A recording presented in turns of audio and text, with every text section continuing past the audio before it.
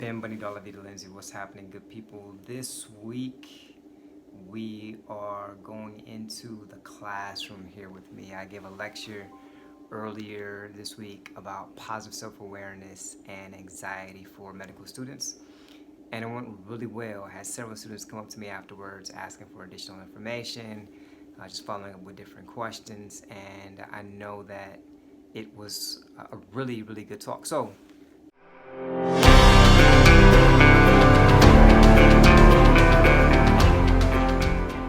how's everyone doing today? All right. Good? Tuesday morning, 10 o'clock. So today's session is geared around helping you to discover some tools that you're not going to get in your regular classes. These are some tools that are going to really help you, that are going to enhance who you are as a person, that will enable you to become the doctor that you hope to be, that you're working towards tomorrow. So envision who it is that you hope to be, that you're working towards achieving, and you'll be able to really take a lot out of this workshop. How many of you, by a show of hands, have some challenges with anxiety?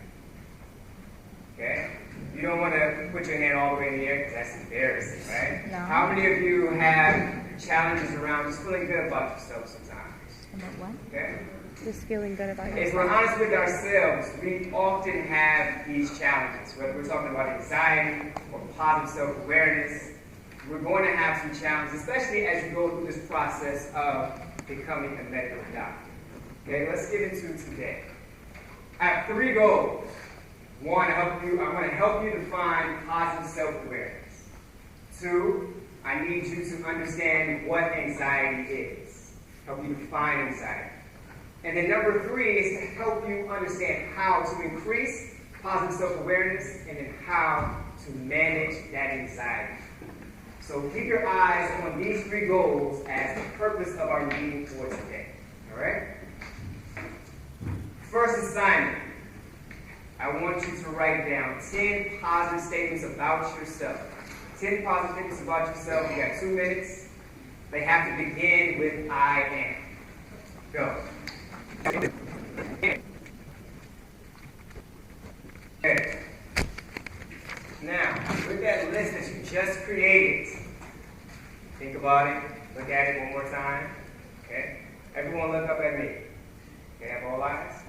Okay, I need you to smile. Nod your head. Okay? This is what you're going to do. You're going to say your list to the person that is next to you, and then you're going to switch. Now, you may not agree with what they're saying. So the smiling and the nodding of your head is what you're doing to affirm them. Go for it, all right? So without looking at the list? Without looking at the list? I think so. Oh no, that's Okay, you want to look at the list? Okay, go ahead. you want to go first? Yeah. I'm friendly, smart, empathetic.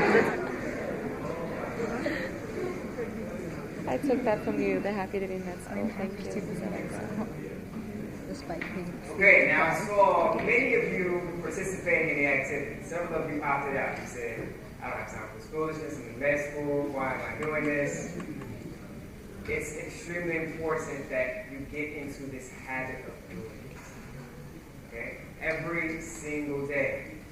You should be able to look at yourself in the mirror and say something positive about yourself. You cannot wait for others to affirm you. Medical school is very difficult. You're already getting a taste of that right now.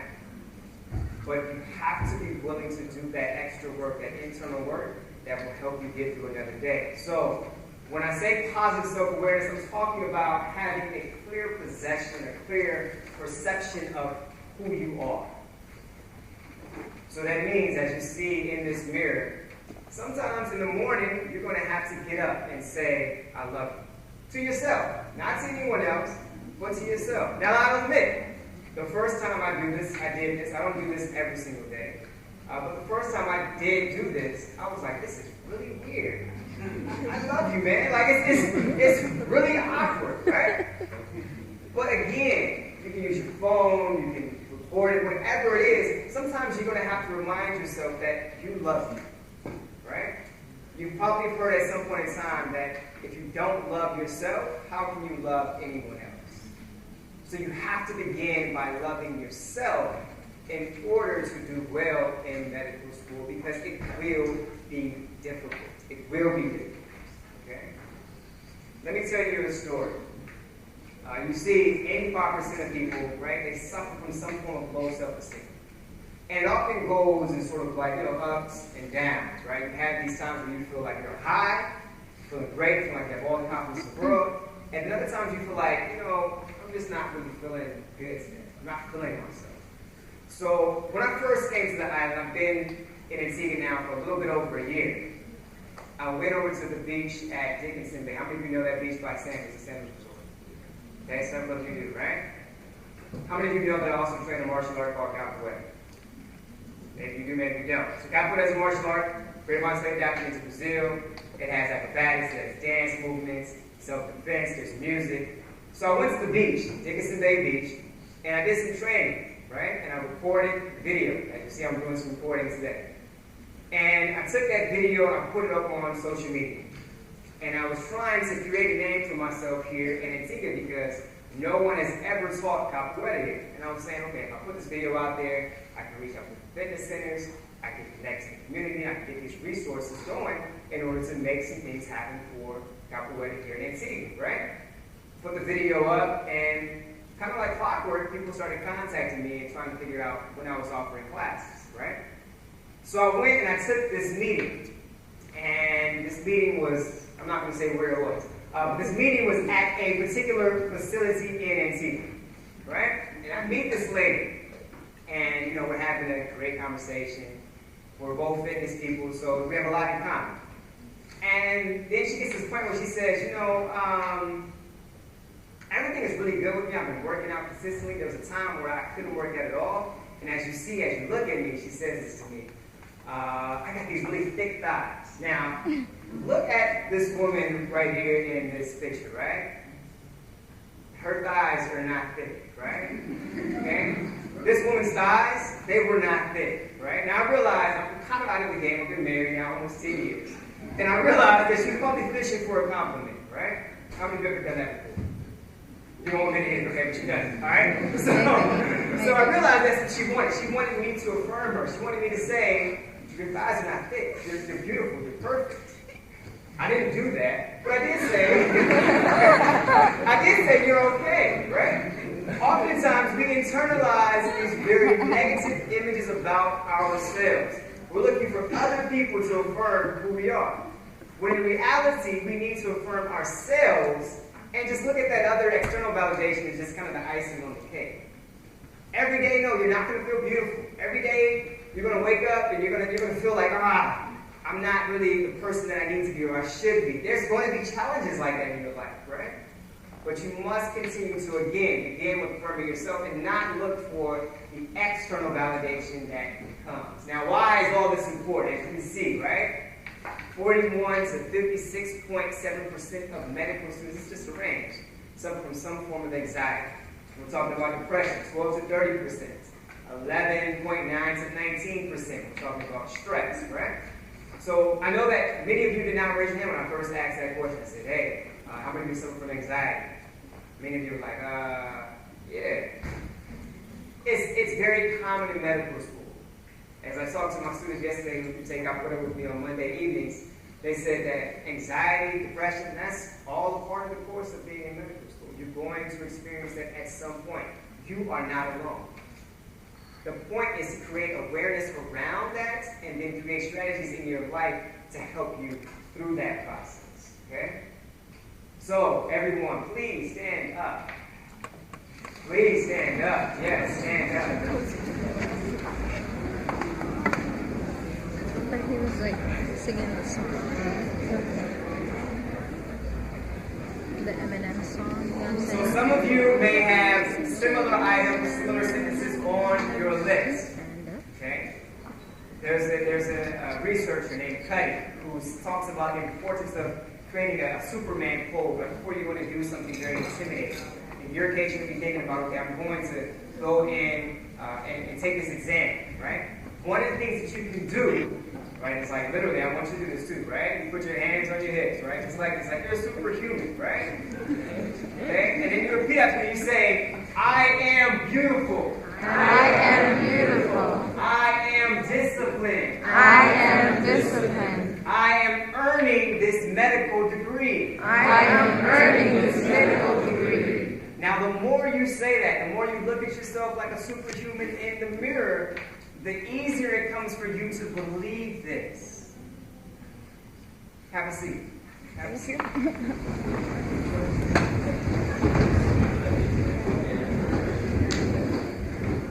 See, what you're doing is you're shifting your brain, right? You're creating a psychological change within your brain that helps you realize what it is that you're trying to do for yourself and for your community. So it's important that you create these strategies as part of your life, right?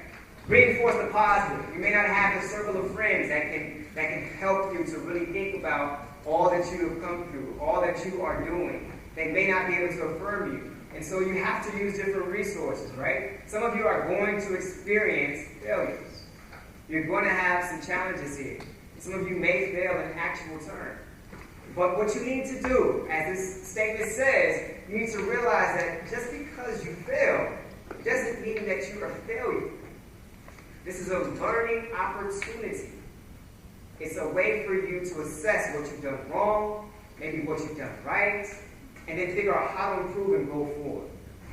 Okay, so you see the images of YouTube here. If you go onto YouTube, something practical that all of us have access to, you type in motivation to study, you'll find thousands of videos with very positive and uplifting content.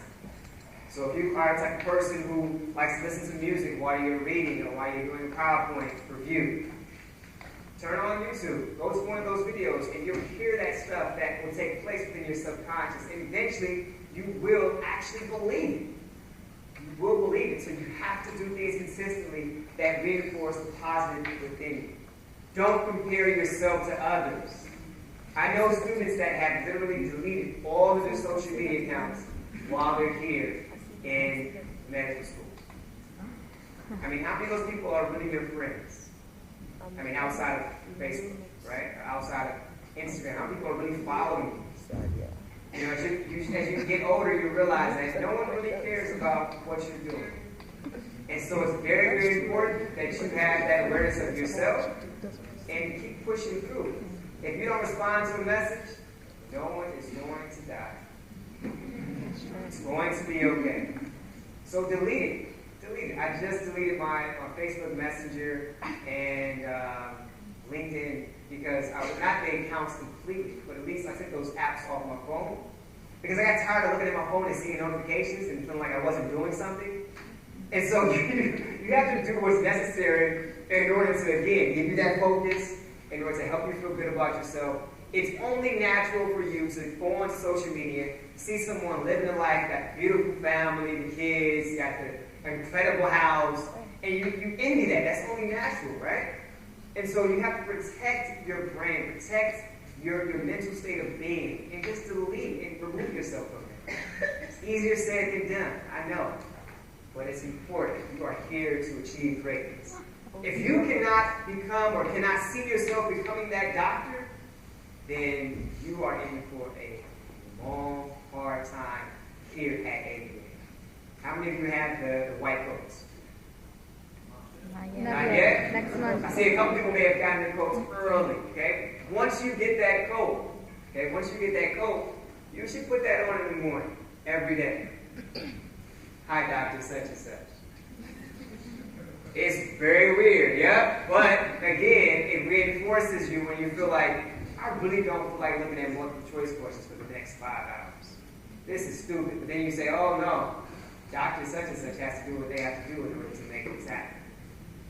It's very, very important. On the day that you have the white coat ceremony, right? You're going to come off the stage and have your white coat on, and the photographer's going to say, hello, doctor, whatever, right? Now, you know in your heart of hearts, you're not a doctor, right? But that picture that they take, that image of yourself, that hearing someone else say, is important for you to hold on to. It's important for you to hold on to. You have to see yourself being the doctor that you want to be, that you're going to be. Okay? Now, if all else fails, seek some professional help. In reality, sometimes we just need help. And there's no stigma around this. You may need to go see the counseling services here. You really are having a hard time, really struggling through depression. Everything that you try to do, it's not working for whatever reason. Then don't be ashamed to go and get professional help. There are many students that take advantage of our health services here.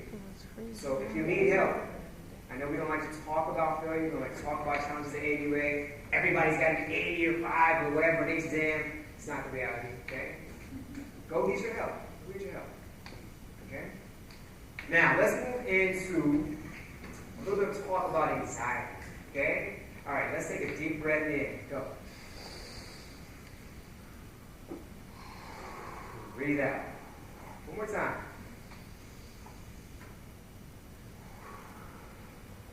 One more time. One more time. No, I'm just joking. All right. The point is that this is something very simple, but it does really help when you have to manage anxiety. Taking that deep breath in, breathing out, that inhale, that exhale, does wonders for your body when you're sitting down for an exam, when you're standing in line, going for the exam. Take that deep breath in, breathe it out. Okay? Remember that what you've done is working. So when we talk about anxiety, there's a definition I put up on the screen, but who can define anxiety for me? Give me one person. It doesn't have to be a Webster's Dictionary definition. Just tell me, what is anxiety? What does it look like? Go for it. Something you're afraid of in the future. One more. Look at like when your heart rate starts to increase. Heart rate starts to increase, right? Palms begin to sweat. It's when you have worriness or you have this nervousness around a particular project or an idea or a task you're about to do. And you just don't know what to do. It kind of freezes you, right? As I said, many of us, and we're not willing to admit it, but we suffer from anxiety, right? 41 to 56% suffer from anxiety, right? We talk about the medical students. Now you say, why? Why do we suffer from anxiety? There's the formative exam. There's the comprehensive exam. There's the relationship drama, right? There's the family at home, right? Hashtag Antigua. What is that? That's everything that goes along with living in Antigua. From the beautiful beaches that hypnotize you, to the potholes that swallow you, to paying $150 US for half a piece of chocolate at Epicurean. Everything that goes along with living in Antigua can bring on these feelings of anxiety. So I get it. We should all get it. We're all experiencing this similar experience here in Antigua. Many of us have never lived outside of the country before. That provides a whole other layer of stress and anxiety to the picture. So realize that you're not alone. You're not alone. Okay? What shouldn't you do? Let me begin with that. What shouldn't you do?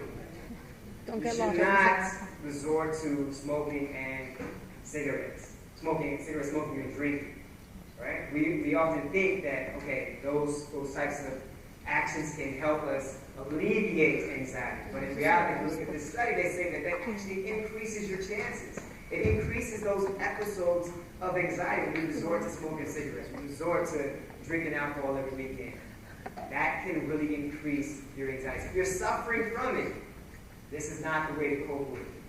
The other thing you should not do, you should not tell yourself, I am not going to exercise. I don't have time in my schedule for exercise.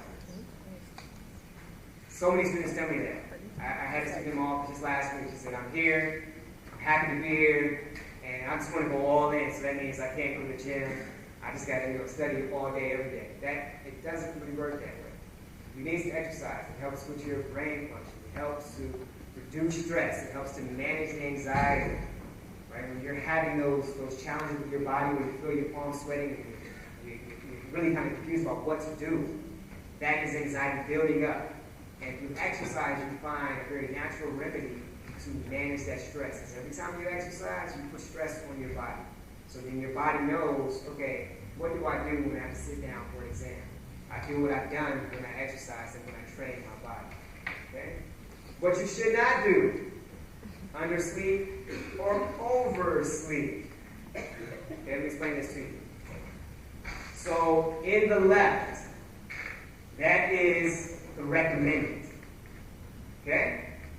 The check, the D. Okay? Check plus, minus, depending on what age range. You might be good. Let's say that you're experiencing 26 and 64 years old. You might be good with 6 hours of sleep. You might need 10 hours of sleep. It's important to identify what sleep is necessary for you. Now, the last column, triple X, it's not about porn. Okay, so if you're thinking, oh, porn, no. It's about you should not try and have less than, say, 6 hours for 26 to 64 years, or more than 10 hours, because then it becomes counterproductive. Counterproductive. Several students believe if I don't sleep, I can get more done. And reality, you're doing yourself a disservice, because everything you begin to study after you've not had enough sleep, oftentimes it's a waste. You can't remember it the next day. You don't know how to apply it. So you're better off getting the rest that your body needs in order to fully function and to excel. Okay? So now I told you what you shouldn't do. Now we're talking about things you can do. Okay? What can you do to remedy anxiety? One of the things that you can do is write. So write about how you feel. This is a great time for you to maybe create a blog about your experiences in med school. If you feel like you don't have time for a blog, just journal about it by yourself, on your own. Write about it. It's very important. Because again, you're getting these feelings out. One day, you don't have children now, you have a desire to have children one day, you'll be able to say, hey, look at this journal. This is what I was feeling like when I went to med school. This is what I went through in order to become a doctor. It's a very, very valuable tool in order for you to wrestle and combat anxiety. Aromatherapy. So you got diffusers, you got soaps, you got lotions. These things, again, can help create a chemical change in your body to help you relax, to help you ease this process, to help you realize that it's going to be okay. Okay? Like lavender is really good for relaxation. Okay? You're going to need to try and use these resources in order to help you feel good. Herbs, right? Now, I know people look at me and say, oh, you got dreads, you must have all the weed. No. I don't. I'm sorry. I don't. But they're natural herbs that you get in some green tea, chamomile, lavender. They're natural herbs that can help you, again relax, can help increase your memory, right? There are certain herbs that you can take, that you can consume, that you can bathe with, that can help you when you're trying to manage anxiety. Okay, you all still with me? Okay, excellent, good. Pray and or meditate. Yes, this may be the time for you to create a spiritual foundation for your life. This may not be the time where you feel the greatest about yourself. And so you have to get in tune with that higher power. Right? We got Doctors for Christ on the campus. There's an Islamic group on the campus. There's probably some Hinduism, or there's a Buddhist group probably somewhere. I'm not really sure, right? But you need to make sure you connect to this higher power, because it is extremely difficult to get. And you need some power that's greater than yourself in order to help you get through this process. There's a yoga class on Wednesday evening, 5 to 6. I've got 2 apps you can download on your phone on the board. I have Yoga Studio and Everyday Meditation by Active. Use your resources. Make this a regular part of your practice. Again, these are things that can help you, that are simple, that don't take much time, that will benefit your life here in medical school and the hereafter. Okay? Exercise and eat healthy. So as I said earlier, you should not tell yourself that, hey, I don't have time for exercise. You do need to make time for exercise. It's extremely important. Make sure that you're eating the right foods. Do not have the caffeine diet, because you only drink coffee all day. Several students have come to my office and said they have for breakfast, and that's it. They just drink coffee the rest of the day. Don't do that. Don't do that. You're setting yourself up for a crash, for your body to react very poorly. We've already talked about how, maybe you don't remember your orientation, but we talked about the students that take time off. They take 5 or more days off. They often score about 5 to 6 percentage points lower than the rest of the class that is not taking any time off.